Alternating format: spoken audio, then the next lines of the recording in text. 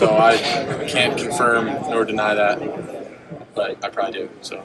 Hey, well, talk to me about your interactions with the Las Vegas Raiders. What would it mean to you to get to play for Coach Chip Kelly again? That'd be awesome, man. And seeing that, that move from Coach Kelly, I'm so happy for him. And he's one of the best coaches I've had, man. And one of my favorite people I've been around.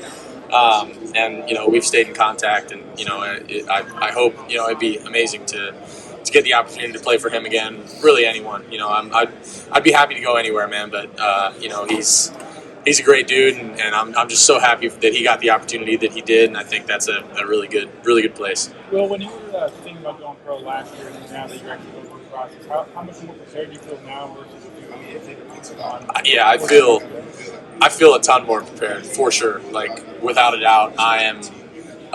This year at Ohio State, I wanted it to be a step up, and I talked about the two things that I was looking for in a school were developing as a prospect and developing, my draft stock and competing for a national championship. One of those boxes checked, and now going into this process, the things that we went through this year, what I learned going into a new locker room, having to win over the locker room, all those different things really, truly taught me so much, and I feel really well prepared. Where do you feel like your stock is improved or areas that you feel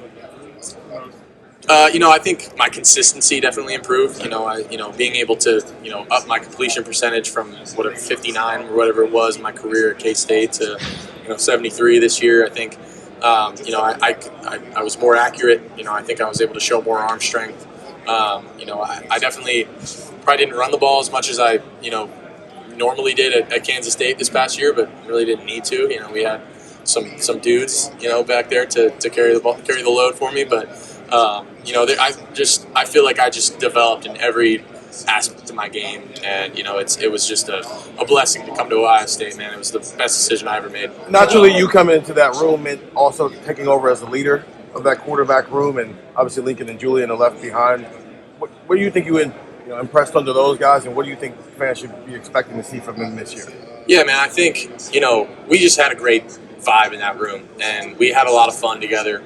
And I'm excited for them to, kind of take over and be the guys going forward because, Julian coming in, he's a little soft-spoken guy. He's quiet, but, now it's his time. Now it's Lincoln and Tavian and those guys. And I'm excited for them, man. I hope that I could have had, a little bit of an impact on them. Gave some of the things that I've learned from some of the guys that were, above me when I was at Kansas State, like Adrian and Skyler and some of the guys that I learned from there. I hope I could have left some nuggets with them and showed them, at the very least how to treat people and, how to work hard and, all those different things. And I mean, I'm rooting for those guys, man. I'm pulling for them. We still stay in contact. So I'm going to be pulling for the Buckeyes big time next year. What stands out about you? NFL wide receivers that you stay aside Shoot. They're all unbelievable. I of course, being the Ohio State guy, I'd love to throw to Garrett and Chris and JSN and Marv. But you could go down the line. I've always really loved Devontae Adams' game. I thought his game's really awesome. I think the two LSU guys with Jamar and Justin are unbelievable. You go down the list. There's a ton. I couldn't pick one. In hindsight, how was Michigan able to have success defensively against you guys that no other team really was able to last season? I don't know, man. It was they were a stout front, and they did a good job up front. But we're here to talk about the draft and the combine. Well, in terms of the top three quarterbacks that you really like to watch, who would you say those are? It's a good question. I got to say Patrick Mahomes because he's a dog. Josh Allen. I love watching Josh. I think he's obviously deserving of the MVP award and did a great job. But I think that third guy, I'd probably have to say Lamar. I just love watching Lamar play. He's developed a lot as a quarterback, and I think a lot of people were saying he was just a running back coming into it, man. But he truly has turned into an elite thrower, and I think that's that's a cool part. And those three guys, I love watching those three guys. Will, what Yeah, are some lessons you think you took from the playoff run that you can then translate into your time in the NFL? Man, shoot, what didn't I learn, man? I learned a lot from this past year, but you're never out of it, man. And it felt like the world, was caving in on us after that last game of the year, and a lot of people wanted to say that, but we still had to cling to hope that that we could still win a national championship, and we did that.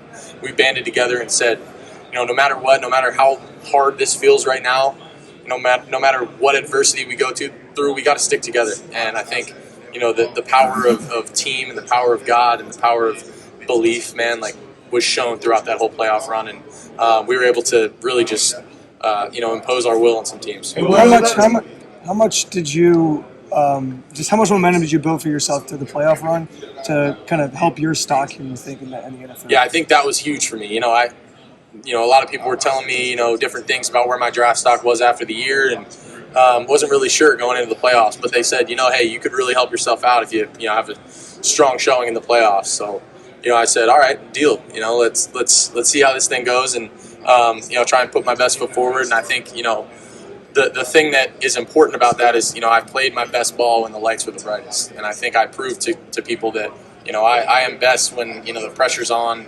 And, when the playoffs came along, I think that was one of the best things. And, I was able to really just let it rip, man. And I was just being confident. I was, throwing the deep ball well.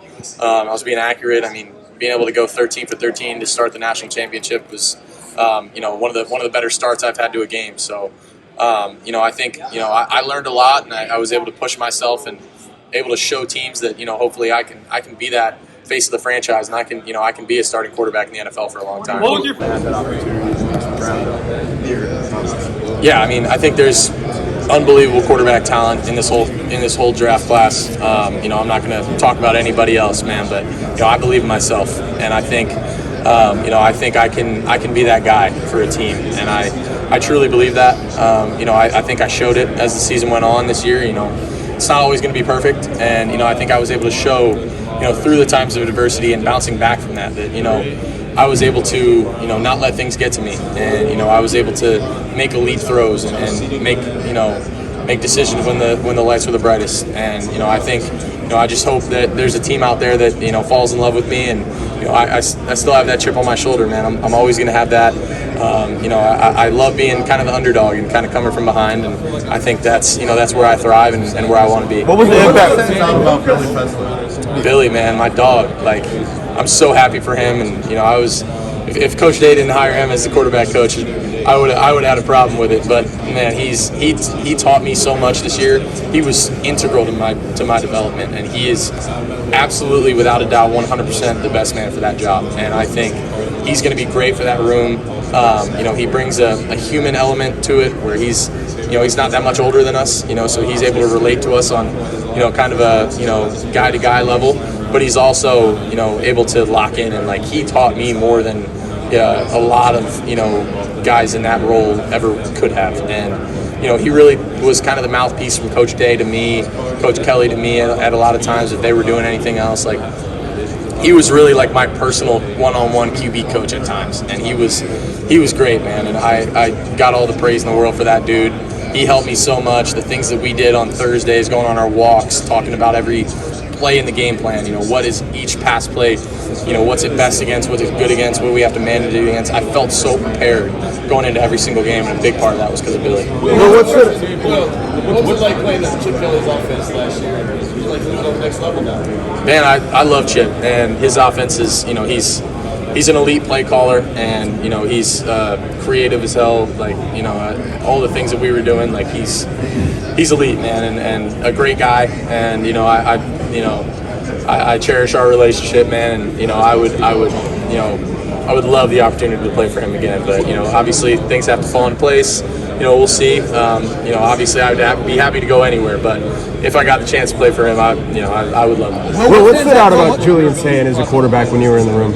Julian's one of the most accurate quarterbacks I've been around, and the ball just looks so pretty coming out of his hand. It spins prettier than I've seen a lot of balls come out of quarterbacks' hands, and he's got a real chance to be elite, man. I'm excited for him.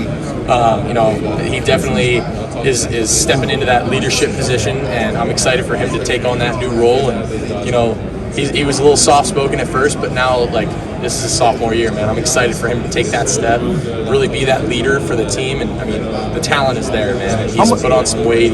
He's done good things. And, I think I'm just excited for him. How much of those leadership traits are just something that's natural? Like, it seems like it was a natural thing for you to go in there and kind of develop yourself as a leader. Is that something that's natural, or is that something you have to learn over time? I think it's a little bit of both, man. That's a really good question. I think some of that is innately in you, and I think me personally, I'm an outgoing guy. I like to keep things light, crack jokes, whatever, and part of that is just in you. But the thing is, I wasn't perfect when I got to K-State. Like, I was maybe a little different in how I approached things, and I learned a lot from the people in front of me, man. I learned a lot from my coaches at K-State, my parents, the people in front of me at K-State, just looking at other guys, at the college and NFL levels, trying to emulate their games and emulate their leadership styles. I think a lot of that, I learned, but some of it is innately in you. I think it's a little bit of a balance of both. Well, when you process to make this decision that you're proud of, I think you could look at a lot of different things, turn on the film, and I think I could talk through pretty much any play. You want to bring up a play, I'll tell you, why I did what I did, what the read was, what the play call was, what the protection was. I know pretty much all that stuff. I mean, like looking out there in the national championship game, like on that first touchdown. I mean, we went, and did the little ghost motion with JJ, and we had the Y come in motion before the play. A lot of people don't even notice that. He came in motion to kind of give a man zone indicator. I could tell they were communicating. They were in man. And, I knew that if I got my eyes back on that guy that was man on Jeremiah and found him where he was at, then the answers to the test were right there. And obviously he was like on the other side of the field because he thought he was running around. I don't blame him. He had to beat him over the top. But, there's examples of that everywhere. I think that's one of the best parts of my game. I believe I'm an elite processor.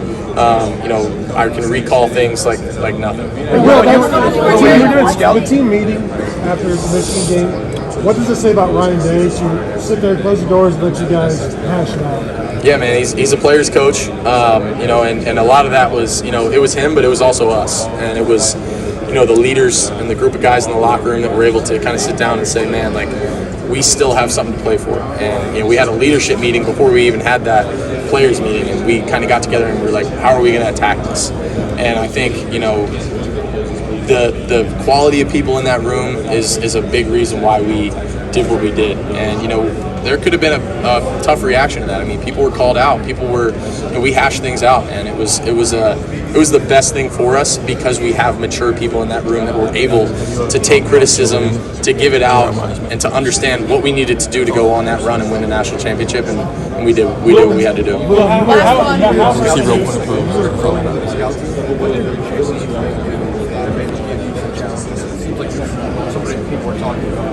Jalen's a dude, man. He was my 18 partner, man, and I honestly didn't go against him much on the scout team. He was on the second team most of the year, but we would go against him, in fall camp and stuff. And he's instinctive, man. And when you're a safety, you kind of have to be a ball hawk a little bit. He had great ball skills. I remember him going and picking a ball off on like the other side of the field when he was on the other hash. I was like, man, I thought I could get away with that throw. Like, he's a true freshman, and he's going to be special, man. He flies around, he likes to hit stuff, and he's instinctive and a ball hawk for sure. All right, thanks, Will. Thank you, guys.